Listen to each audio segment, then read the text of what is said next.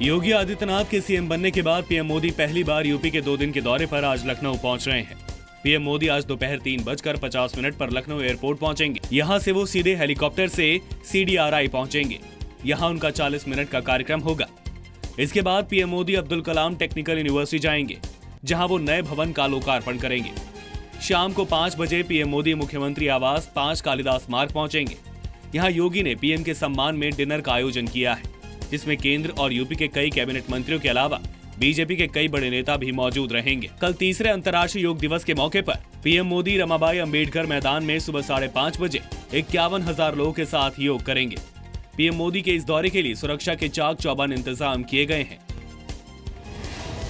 पश्चिम बंगाल की मुख्यमंत्री ममता बनर्जी के एक फैसले से विवाद हो गया है। ममता बनर्जी ने फिरहाद हकीम को तारकेश्वर मंदिर विकास समिति का चेयरमैन नियुक्त किया है।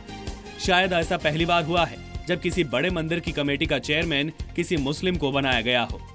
फिरहाद हकीम इससे पहले भी विवादों में रह चुके हैं। कोलकाता में अपने विधानसभा क्षेत्र कोलकाता पोर्ट को मिनी पाकिस्तान बताने के अलावा फिरहाद हकीम नारदा स्ट्रिंग में फंस चुके हैं। सीबीआई इस पूरे मामले की जांच कर रही है। ऐसे में फिरहाद हकीम को मंदिर कमेटी का चेयरमैन बनाने का ममता बनर्जी का फैसला हैरान करने वाला है। बलूचिस्तान में चीन के बढ़ते दखल के बीच पाकिस्तान के खिलाफ विद्रोह तेज हो गया है और इस विद्रोह का खामियाजा पाकिस्तान को अपने नौसेना के 2 अफसरों की जिंदगी से चुकाना पड़ा है। बलोच विद्रोहियों ने 2 पाकिस्तानी नेवी अफसर की हत्या कर दी है। इससे पहले भी बलोच विद्रोहियों ने चीन के 2 नागरिकों की हत्या कर दी थी। चीन के दोनों नागरिक बलूचिस्तान के क्वेटा में उर्दू सीख रहे थे, जहां उन्हें पहले अगवा किया गया और फिर हत्या कर दी गई थी। बिहार के राज्यपाल रामनाथ कोविंद राष्ट्रपति चुनाव में एनडीए के उम्मीदवार होंगे। बीजेपी संसदीय दल की बैठक के बाद पार्टी अध्यक्ष अमित शाह ने रामनाथ कोविंद की उम्मीदवारी का ऐलान किया। राष्ट्रपति पद के चुनाव में एनडीए के प्रत्याशी के रूप में आज श्री रामनाथ कोविंद गवर्नर बिहार का नाम तय किया गया है। बिहार के राज्यपाल बनने से पहले रामनाथ कोविंद बीजेपी नेता थे। 1994 से 2006 के बीच रामनाथ कोविंद 2 बार राज्यसभा सांसद रहे। It has been a wonderful experience. हमारा कोई ध्यान नहीं था। I had been working here quite satisfactory. Telangana राष्ट्र समिति ने रामनाथ कोविंद की उम्मीदवारी का समर्थन किया है, लेकिन शिवसेना ने अपना रुख फिलहाल साफ नहीं किया है। शिवसेना के मुताबिक अगर वोट के लिए दलित को राष्ट्रपति उम्मीदवार बनाया गया है तो उनकी पार्टी समर्थन नहीं देगी, लेकिन अगर देश के विकास के लिए फैसला लिया गया है तो शिवसेना साथ है। राष्ट्रपति पद के लिए रामनाथ कोविंद की उम्मीदवारी के बाद विपक्ष की एकता खतरे में पड़ गई है। कांग्रेस ने कहा है कि अभी वो एनडीए के उम्मीदवार पर कोई बयान नहीं देगी। 22 जून को विपक्ष की 18 पार्टियों की बैठक में फैसला होगा। कांग्रेस अभी जो सरकार की तरफ से राष्ट्रपति पद के लिए घोषित किया गया कैंडिडेट, हम उस पर कोई चर्चा भी नहीं करना चाहते हैं, क्योंकि 22 के लिए हमने मीटिंग तय की है, ऑल पार्टी मीटिंग। सोनिया जी उसकी अध्यक्षता करेंगी और क्या निर्णय लिया जाएगा उसमें वो सभी दल मिल के लेंगे। सीपीएम और टीएमसी जैसी पार्टियां भी कांग्रेस के साथ हैं, लेकिन जेडीयू अध्यक्ष और बिहार के सीएम नीतीश कुमार ने रामनाथ कोविंद की उम्मीदवारी पर खुशी जताई है। वो रामनाथ कोविंद से मिलने के लिए भी गए। हालांकि कोविंद को समर्थन देने पर उन्होंने अभी कुछ नहीं कहा। इन सब चीजों पर आगे बातचीत होगी। मेरे लिए व्यक्तिगत रूप से ये प्रसन्नता की बात है कि हमारे बिहार के राज्यपाल देश के राष्ट्रपति पद के उम्मीदवार घोषित।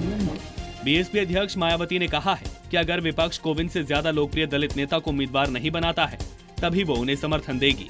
इनके दलित होने के नाते इनके प्रति हमारी पार्टी का स्टैंड नकारात्मक तो नहीं हो सकता है, अर्थात सकारात्मक ही रहेगा, बशर्ते अन्य कोई दलित वर्ग का इनसे अधिक लोकप्रिय व काबिल उम्मीदवार चुनाव के मैदान में नहीं उतरता है। यूपी के मुख्यमंत्री योगी आदित्यनाथ ने गोमती रिवरफ्रंट प्रोजेक्ट में हुई अनियमितताओं की सीबीआई जांच की सिफारिश कर दी है। योगी सरकार ने रिवरफ्रंट मामले में न्यायिक समिति की जांच कराई थी। इसके बाद दोषियों की जिम्मेदारी तय करने के लिए नगर विकास विभाग मंत्री सुरेश खन्ना की अध्यक्षता में हाई पावर कमेटी बनाई गई थी। सीएम ने खन्ना समिति की रिपोर्ट देखने के बाद सीबीआई जांच को हरी झंडी दे दी है। गोमती रिवरफ्रंट प्रोजेक्ट को पूर्व मुख्यमंत्री अखिलेश यादव का ड्रीम प्रोजेक्ट माना जाता है। मैंने उसकी जाँच नहीं की, मुझे जांच रिपोर्ट के ऊपर कार्रवाई संस्तुति करना थी। न्याय हित में वो मैंने किया है। अब आगे की कार्रवाई सीबीआई को करनी है। वहीं दूसरी तरफ गोमती रिवर फ्रंट में धांधली को लेकर गोमती नगर थाने में भी 8 अधिकारियों के खिलाफ एफआईआर दर्ज कराई गई है। ये एफआईआर सिंचाई विभाग के अधिशासी अभियंता की तरफ से दर्ज कराई गई है। आयकर विभाग ने आरजेडी अध्यक्ष लालू प्रसाद की बेटी मीसा भारती की 4 संपत्तियों को जब्त किया है। आयकर विभाग ने कार्रवाई बेनामी कानून के तहत की है। इससे पहले इसी महीने आयकर विभाग के 2 समन के बावजूद मीसा भारती नहीं पहुंची थी। 12 जून और 6 जून को मीसा और उनके पति को आयकर विभाग ने समन भेजा था। मीसा भारती को आयकर विभाग का समन उनके सीए राकेश अग्रवाल की गिरफ्तारी के बाद मिला था। राकेश अग्रवाल 800 करोड़ के एक मनी लॉन्ड्रिंग रैकेट में फंसे हैं, जिनमें दिल्ली के 2 कारोबारी भी कटघरे में हैं। इस मामले की जांच ईडी कर रहा है। मीसा एक जमीन सौदे में हुई धांधली को लेकर भी जांच के घेरे में है।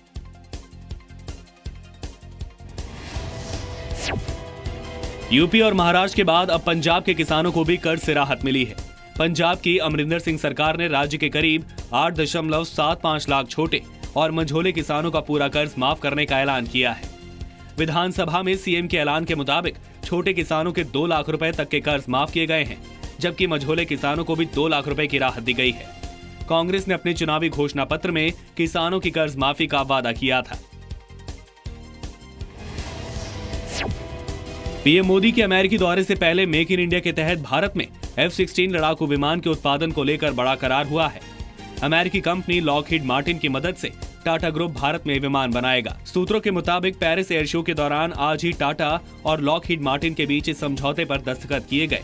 लॉकहीड मार्टिन ही F-16 लड़ाकू विमान बनाती है। इस समय कुल 26 देशों के पास 3200 F-16 लड़ाकू विमान है। 25 जून को पीएम मोदी अमेरिका के 2 दिवसीय दौरे पर जा रहे हैं। पीएम के दौरे के दौरान रक्षा से जुड़े कुछ बड़े करार भारत और अमेरिका के बीच हो सकते हैं।